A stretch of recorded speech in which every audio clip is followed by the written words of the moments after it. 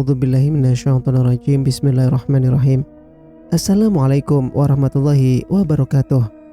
Kembali lagi di channel Sampul Hitam. Untuk cerita kali ini, Mang Sokir masih melanjutkan cerita yang sebelumnya yang berjudul Hantu Maharani.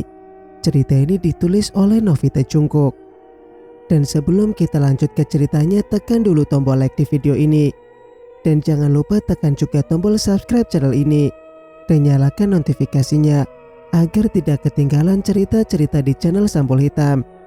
Dan buat teman-teman yang ingin belanja-belanja, silakan saja klik etalase yang ada di pojok kiri bawah. Dan tak usah berlama-lama, bagaimanakah untuk kelanjutan cerita ini? Ini dia kisahnya. Selamat mendengarkan. Sebulan berlalu dengan cepatnya. Laundry milik Lara sudah kembali maju dan pelanggan juga mulai ramai. Kadang Purnama sampai kewalahan menghadapi pelanggan yang ingin diantar cepat olehnya. Karena rasa trauma Laras di masa lalu tentang nasibnya Maharani, Laras kerap mencegah kepergian putrinya. Lebih baik dirinya yang kepanasan mengantar baju milik orang lain. "Aku bukan gadis lemah, Bu," ujar Purnama ketika akan berangkat. "Hati-hati ya, Nak. Kalau ndak biar ibu sajalah yang mengantar." Laras keluar dari rumah. "Biar aku saja. Sekalian aku mau jalan-jalan," tolak Purnama cepat. Memang Purnama pasti tidak akan bisa dikalahkan oleh pemuda atau orang biasa yang akan berbuat jahat padanya. Namun kejahatan lain juga masih banyak. Apalagi kampung sebelah ini agak lebih menyeramkan dibanding dengan kampungnya. Ada hutan larangan yang menjadi momok menakutkan. Sampai sekarang sekte sesat itu belum bisa diberantas. "Assalamualaikum." Purnama mengetuk pintu seorang bujangan yang bajunya di laundry. "Waalaikumsalam." Makmur keluar dengan senyum sumringah. "Ini bajunya sampean, Mas. Totalnya 45.000. Purnama memberikan nota. Purnama bukannya tidak tahu bahwa pria ini naksir padanya. Namun ia berusaha cuek, seperti nasihat ibunya. "Ambil saja kembaliannya untuk beli es," ujar Makmur tersenyum malu-malu. "Ndak perlu, Mas. Ini ada kok kembaliannya." Purnama memberikan uang Rp5.000 kepada Makmur dan segera pergi. Malas juga mau berpura-pura ramah kepada pria gendut itu. Zidane saja yang spek idol Korea ditolak. Purnama masih belum mau menikah. Ia ingin bahagia bersama ibunya saja. "Purnama." Ratna memanggil dengan suara sedikit keras kepada gadis pengantar laundry itu. Satu kantong besar telah duduk di sampingnya. Purnama tersenyum senang karena akan mendapatkan uang lagi. "Nanti aku kirim beratnya lewat chat ya," ujar Purnama. Wanita di hadapan Purnama menatapnya dengan seksama. Purnama tahu bahwa dia bukan wanita biasa. Namun ia berusaha cuek karena merasa tidak membuat kesalahan. "Dari mana asalmu sebenarnya?" Ratna memegang tangan Purnama. "Tidak perlu kau tahu." Purnama menyentak tangannya. Ratna tercengit karena bisa merasakan kekuatan yang gadis ini pendam. Sangat jauh di atas dirinya. Padahal tadi sudah ada niat untuk mengajaknya ke suatu tempat. Namun Ratna menyadari bahwa Purnama bisa menjadi senjata yang menyerang dirinya. "Demi keamananmu, kusarankan kau tidak usah mencari tahu," pesan Purnama dan segera pergi. Sepanjang jalan ia terus menggerutu karena sangat kesal dengan wanita tadi. Tujuannya sekarang adalah rumah dan tidak berniat mencari baju orang yang akan dilaundry. Namun di tengah jalan yang sedikit macet karena jalanan penuh lubang, banyak bapak-bapak yang sedang gotong royong menimbunnya. Mata Purnama malah bertemu dengan Zidane yang juga sedang ada di sana. Pemuda itu sekilas melihatnya dan kembali menunduk. Sedangkan yang lain malah terus menatapnya karena wajah Purnama yang sangat cantik. "Anaknya Mbak Laras kan itu?" bisik Joko. "Iya, Cantik banget, sahut Wandi. Padahal anak angkat ya, tapi ada miripnya juga, ujar Joko lagi. Kabarnya kan Zidan ditolak saat melamarnya. Wandi ingin bergosip. Wah, yang ganteng begitu saja ndak mau. Apalagi yang sudah duda begini, seru Joko. Lagian kau ndak sadar diri. Sudah duda kau masih naksir gadis, cemooh Wandi. Joko tergelak karena ia hanya bercanda saja. Purnama sama seperti anaknya saja. Mereka hanya kagum dengan kecantikan gadis ini. Yang cowok juga ganteng loh, Jok, beritahu Wandi. Aku pernah ngobrol kok sama Arya, jawab Joko. Memang yang itu lebih ramah kelihatannya, ujar Wandi. Wajah cantik Purnama memang terlihat jelas kejutekannya. Banyak yang kagum dan banyak juga yang takut mau menegur dirinya. Singkat cerita, di tempat lain, Nay merasa sangat kesepian di rumahnya yang sekarang. Putri kecilnya meninggal karena menderita sakit panas yang sangat tinggi. Alea meninggal ketika baru seminggu pindah ke sini. Kini ia tinggal sendirian. Andrew jarang pulang karena menyalahkan dirinya yang tidak bisa merawat anak. Suaminya hanya pulang bila ingin makan dan berganti baju. Setelah itu Andrew akan pergi lagi. Bahkan pernah tidak pulang selama 3 hari lebih. Tidak peduli dengan kesedihan yang dialami istrinya. Janji untuk saling mencintai sudah hilang entah kemana. Karena Nay menemukan bekas lipstik di kemeja suaminya. Apa ini balasan untukku ya Allah karena sudah menyia-nyiakan mereka? Tangis Nay pecah di atas sajadah. Pintu terbuka dengan kasar dan ternyata Andre pulang. Yang membuat Nay kaget adalah wanita di sebelahnya Andrew. Mereka bergandengan tangan seolah tidak melihat kehadirannya Nay. Ini wanita yang dipilih saat meninggalkan aku, sayang.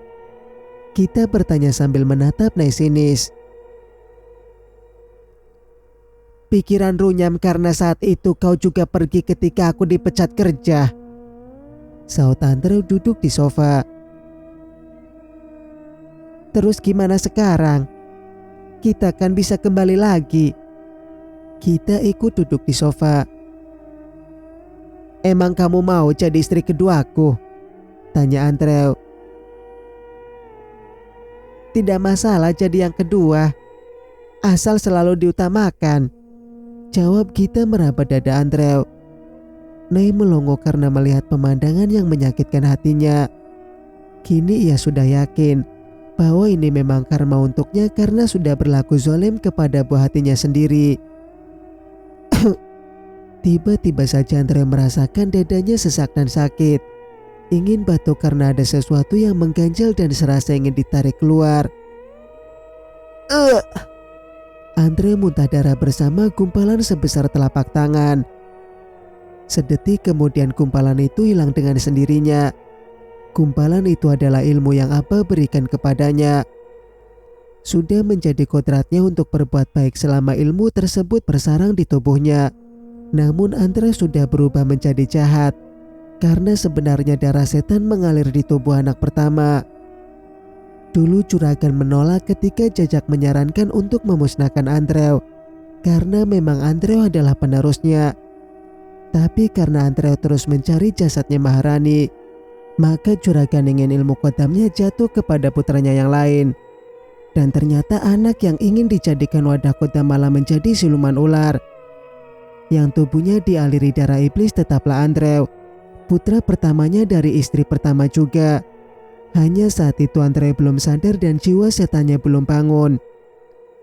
Singkat cerita, kita lari dari rumahnya Andrew karena ketakutan melihat Andrew yang terjungkal muntah darah. Ia tak mau memiliki urusan dengan pria yang punya penyakit mematikan. Sebagai gadis kota, kita sama sekali tidak mengenal hantu dan makhluk gaib lainnya. Nay masih mencoba untuk menolong Andrew yang sama sekali tidak bisa berhenti muntah darah. Akhirnya meminta bantuan dengan menelpon ambulans. Kini Andrew sudah menuju rumah sakit dan langsung ditangani oleh dokter begitu sampai di sana. Nay sampai gemetaran karena takut melihat wajah Andrew yang tegang kesakitan hingga berwarna merah kehitaman. Di antara iya dan tidak, Nay ragu untuk memberitahu Ibu Laras tentang Andrew yang sakit keras. Merasa malu karena mereka pindah saja dulu tidak berpamitan, dan Nay juga mengatakan tidak ingin diganggu. "Ini karmaku ya Allah," isak Nay menutup wajahnya. Sekitar 1 jam kemudian dokter yang menangani Andrew keluar. Ia berbicara kepada Nay selaku walinya. "Suami Anda menderita kanker lambung, Nyonya," ujar dokter. "Kanker lambung?" pekik Nay kaget. "Tuan Andrew menderita kanker stadium akhir," jelas dokter. Jiwa Nay melayang mendengar penyakit suaminya yang sudah parah. Ternyata selama ini Andrew menderita sakit dan tidak terlalu dirasakannya. Andrew dipindahkan ke ruang rawat inap dan muntahnya juga sudah berhenti. Sebenarnya muntah pertama tadi adalah keluarnya ilmu yang Abah berikan kepadanya.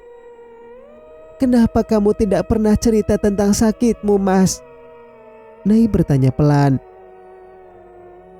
"Memangnya aku sakit apa?" Andrew ternyata tidak tahu. Susah payah Nay menelan ludahnya karena bingung harus bagaimana menyampaikan kepada suaminya. Namun Andrew harus tahu tentang penyakit yang dialaminya. "Kamu sakit kanker lambung, Mas," dengan suara berat Nay berucap. Andrew melongo tidak percaya dengan penyakit yang ia alami. Memang selama ini ia kerap mengalami mual dan juga perih pada lambungnya. Awalnya Andrew mengira bahwa itu hanya mah atau asam lambung biasa. "Brengsek, kenapa hidupku tak pernah tenang? Baru saja aku merasakan damai, sekarang malah tertimpa penyakit," geram Andrew. "Ngucap, Mas, kenapa malah marah-marah begitu?" nasihat Nay. "Semua ini gara-gara kampung sialan itu. Andai saja aku tidak pulang ke sana, maka aku tidak akan tertimpa penyakit ini dan juga masalah yang tidak ada habisnya." Andrew menyesali kepulangannya ke kampung. Nay terdiam karena tidak tahu juga mau berkata apa lagi. Padahal ini memang sudah takdir dari Allah. Tidak bisa juga menyalahkan siapapun. Tidak bisa juga menyalahkan siapapun. Kita hanya perlu menerimanya dengan lapang dada dan keikhlasan. "Apa aku perlu mengabari ibu di kampung?" tawar Nay. "Dia sudah tak punya hubungan apapun dengan kita. Saat ayahku ada, dia adalah ibu tiri. Sekarang ayahku sudah mati. Berarti dia bukan siapa-siapa lagi," ketus Andrew. "Kau jauh berubah, Mas. Awal aku mengenalmu kau tidak seperti ini," lirih Nay. Andrew tidak menanggapi ucapan istrinya. Ia berbaring menyamping. Nay menghembuskan nafas panjang karena tidak tahu lagi mau berbuat apa. Sesungguhnya Andrew merasa malu kepada Ibu Laras. Mereka pergi tanpa berpamitan, dan Andrew juga menyadari bahwa sifat ayahnya menurun kepada dirinya. "Aku membencimu, Ayah. Namun aku lebih membenci diriku sendiri. Karena ternyata aku malah sepertimu," lirih Andrew menangis. Setelah ilmu yang Abah berikan masuk ke dalam tubuhnya, Andrew merasa menjadi orang yang kuat dan tidak terkalahkan. Namun kedatangan Arya membuatnya takut. Takut bila adiknya itu mengalahkan dirinya. Apalagi melihat Laras yang sangat menyayangi Arya. Ketakutan bila posisinya digeser semakin menjadi nyata. Ditambah dengan bisikan setan yang masuk ke dalam mimpinya setiap malam. "Jadi apa yang harus aku lakukan sekarang? Kau ingin aku pergi atau tetap bersamamu?" tanya Nay. "Pergilah kau dari hidupku. Mulai sekarang kau bukan istriku lagi." Andre menjatuhkan talak. Nay menunduk tertangis karena ia sudah dibuang oleh suaminya. Ternyata seperti inilah rasanya terbuang. Mungkin saat itu anak-anaknya merasakan hal yang demikian. Singkat cerita, di tempat lain, Arya dan Purnama begitu menikmati hidupnya bersama dengan Ibu Laras. Mereka selalu merasakan bahagia. Arya berkebun di tanah belakang rumah dan menanam berbagai macam sayuran. "Kakak," Purnama menolak ketika dipanggil oleh adiknya. Arya duduk di sebelah Purnama sambil menatap wajah kakaknya. "Kenapa?" "2 hari lagi malam purnama. Sebaiknya kakak jangan keluar," pinta Arya. "Iya, tapi biarpun keluar, kakak tidak akan melakukan hal buruk," janji Purnama. "Tetap saja, lebih baik di rumah bersama dengan ibu," kekeh Arya. Purnama mengangguk mengikuti permintaan adiknya. Arya takut bila Purnama keluar dan tidak bisa menahan hasratnya untuk memakan jeroan orang. "Di kampung sebelah ada orang yang memakan jeroan juga.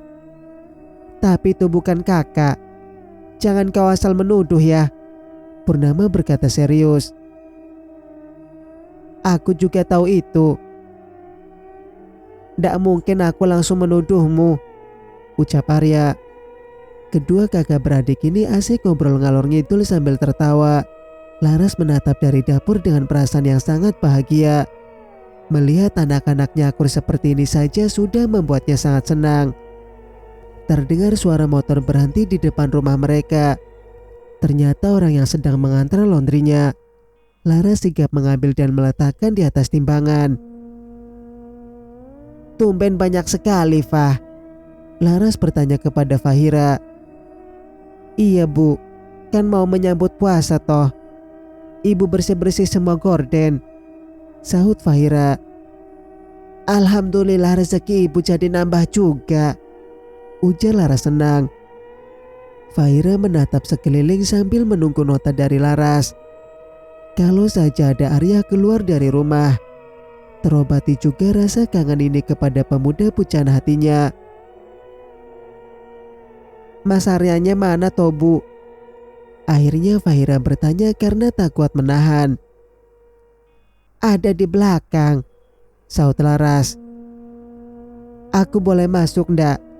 Pengen minta minum nih bu," Fahira memberikan alasan. "Masuk Lando. Tapi ada Purnama juga di belakang," ucap Laras. Mendengar nama Purnama, nyalinya Fahira langsung menciut. Ia takut bila berbicara dengan kejutekannya gadis itu.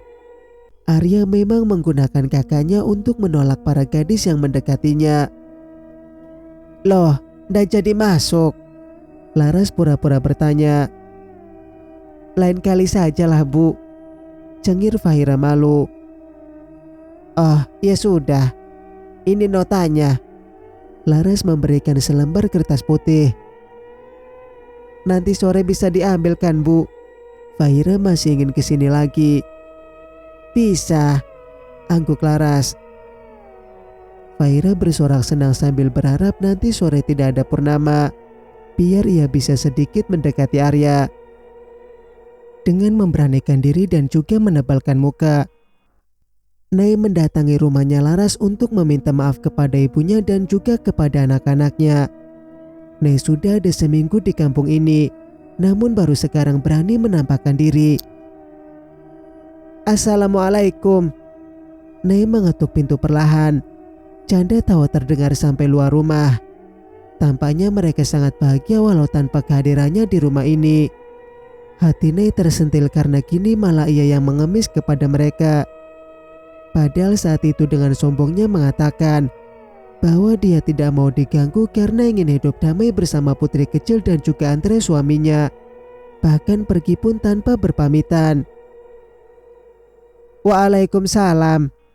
Arya yang melihat ke depan karena mengira langganan laundry mereka. Namun sepasang matanya melebar ketika melihat siapa yang berdiri di hadapannya. Nay mengira bahwa putranya akan sangat antusias menyambut kedatangan dirinya. Dan ternyata Arya hanya menatapnya kaku dan malah memanggil Ibu Laras. Nay merasakan bagaimana terbuang. Padahal Arya dulu terlihat sangat menyayanginya. "Masuklah Nay." Laras mempersilakan masuk. Tapi Nay tidak bisa melangkahkan kakinya karena tatapan dingin dari Purnama. Gadis itu menatapnya tanpa perasaan. Namun Nay tidak seberapa sakit karena dari awal Purnama memang sudah membencinya. Justru reaksi Arya lah yang membuat hati Nay sangat sakit. Cepat Nay menghapus air mata yang meluncur dari kedua pupilnya. Aku datang untuk meminta maaf kepadamu, Bu. Dan juga kedua anakku. Nay menunduk. Kau tidak punya salah kepada aku, Nay. Aku memang bukan siapa-siapamu. Jadi kau tak perlu merasa bersalah. Jawab Laras sambil tersenyum. Anak mana yang kau bicarakan? Purnama berdiri bersedekap dada. Maafkan ibu, Nak. Maaf karena tidak bisa menerima kalian. Sesal Nay. Kau bukanlah ibuku. Aryalah yang menjadi anakmu. Ketus Purnama. Tidak. Aku juga bukan anaknya. Ibuku cuma satu, yaitu Ibu Laras. Arya menjawab cepat. Bahkan sekarang anak yang sering mengejarnya karena ingin kasih sayang pun menolak kehadirannya. Arya pergi masuk ke dalam kamar karena tidak sanggup menahan gejolak hatinya yang begitu sakit.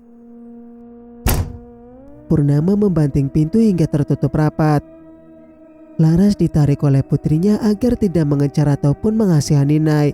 Karena Purnama tahu bahwa ibunya ini berhati baik walau sudah berulang kali tersakiti. Ibu mau bicara sama Arya dulu ya. Pamit Laras kepada Purnama. Iya, Bu. Purnama mengangguk dan kembali mengambil setrika baju. Laras mengetuk pintu kamar putranya dan mendatangi Arya yang duduk di pinggir kasur. Kecewa dan juga terluka tentu saja Arya alami sekarang. Ibu yang membuangnya begitu saja sekarang tiba-tiba datang dan meminta maaf. Seenaknya saja mempermainkan dirinya. Jangan ditahan. Menangislah, Nak. Laras mengusap punggung Arya. Ibu. Arya langsung memeluk erat tubuh ibunya. Ibu yang selalu menyayangi dan memberi perhatian untuknya. Sedikit pun tak pernah mempermasalahkan dirinya yang pernah menjadi siluman ular. Bahkan Purnama yang sampai sekarang masih setengah manusia dan setengah ular itu pun dirawat dengan penuh kasih sayang. Ibu kandung mereka saja tidak bisa menerima kenyataan itu. Apa yang kamu tangisi, Nak? Tanya Laras pelan penuh kelembutan. Entahlah, Bu. Air mataku jatuh begitu saja ketika mendengarnya meminta maaf. Sahut Arya. Bila memang ingin memaafkan, terimalah maafnya. Dia ibu kandungmu. Ujar Laras. Aku pasti akan memaafkannya. Allah saja Maha Pemaaf. Sudah sepatutnya kita sebagai manusia memaafkan sesamanya. Ujar Arya bijak. Baguslah. Kita tidak boleh menyimpan dendam kepada orang yang sudah menyakiti kita sekalipun. Nasihat Laras. Bila hanya memaafkan pasti akan kulakukan, Bu. Jawab Arya. Laras mengangguk saja menurut apa yang putranya inginkan. Dia tidak menyuruh mereka untuk membenci Nay. Singkat cerita, untung saja rumahnya Bu Inar belum terjual, sehingga Nay masih bisa pulang ke rumah ini dan tinggal di sini. Mau tinggal di mana lagi jika rumah ini sampai terjual kemarin? Sekarang ia hanya tinggal meratapi dirinya yang hidup sendirian. Malam ditemani dengan pekatnya malam, dan siang juga ditemani dengan teriknya matahari. Seperti sekarang, Nay hanya bisa terdiam melongo karena tidak punya teman hidup. Anak tidak ada yang mau menerimanya. Padahal ia sudah berharap Arya akan memaafkan dirinya dan mau tinggal bersama. Pintu rumahnya diketuk dari luar. Nay cepat membukanya dan tersenyum lebar melihat siapa yang datang. Putranya datang dengan membawa bungkusan yang berisi martabak hangat. Arya, ayo masuk sama ibu, Nak. Nay begitu gembira menyambut putranya. Namun Arya segera menjauh ketika Nay akan meraih tangannya. Hati Nay berdesir karena kembali mendapat penolakan. Aku datang membawakan ibu makanan dan juga ingin bilang, ibu tidak usah merasa bersalah tentang semua yang sudah terjadi. Aku memaafkan kesalahan ibu yang telah membuang kami, ujar Arya menaruh martabak di atas meja. Ibu sungguh minta maaf, ulang Nay. Iya bu, aku sudah memaafkan. Lagi pula kami tidak hidup sengsara kok walaupun tinggal bersama Ibu Laras. Justru kami senang Ibu Laras merawat kami. Arya berkata senang. Nay menelan ludah karena ia merasa seperti sedang dipameri saja oleh anaknya. Arya pun segera berpamitan tanpa menyalami Nay. Air mata wanita ini meluncur begitu saja karena putranya datang hanya mengantarkan makanan. Semula ia tadi sempat berpikir bahwa Arya akan menginap di sini. Dia memaafkan, tapi dia juga bersikap dingin padaku. Wajarkan dia begitu. Lagi pula memang aku yang salah, batin Nay. Singkat cerita, pagi hari Nay menyapu di depan rumahnya karena rumah ini memang sudah sangat kotor. Tetangga belum melihat kedatangannya lagi. Tidak ada yang bertanya apapun kepada dirinya. Malah Nay mendengar gelak tawa dari jalanan. Purnama dan Laras tertawa bersama di atas motor dengan bawaan yang sangat banyak. Mungkin akan mengantar baju orang. Mereka bahagia seperti itu. Batin Nay merasa sangat sedih. Hidupnya akan terus dihujani 1000 penyesalan yang tidak akan ada habisnya. Terlihat Nino menghampirinya karena memang Nino lah tetangga dekatnya. Kapan pulang kamu, Nay? Nino bertanya sambil melihat keadaan rumah. Sudah seminggu Pak Le, saut Nay berusaha tersenyum. Loh, kok ndak pernah kelihatan? Heran Nino. Nay hanya tersenyum karena bingung mau menjawab apa.